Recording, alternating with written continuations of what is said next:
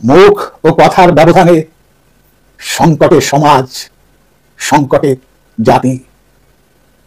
অনেক দূরে চলে এসেছি, পুষিয়ে রাখা অবাঞ্ছিত বিবেক, মানবতা আর মুখের আড়ালে মুখোশ, সবকিছুই যুগ যুগ ধরে অ্যালকোহলের গ্লাসে বন্দী। এই সভ্য সমাজে রাজনীতির কোলাহলে বিচার, মোল্লার দৌড় মসজিদ অব্দি, প্রতিক্ষণেই মুখে যতগুলি সন্ধির প্রলাপ।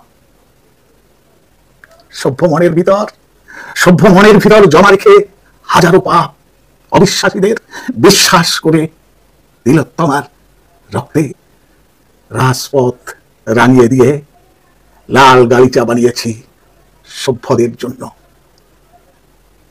তাদের মুখ ও কথায় দেখি তাদেরই সব অবদান।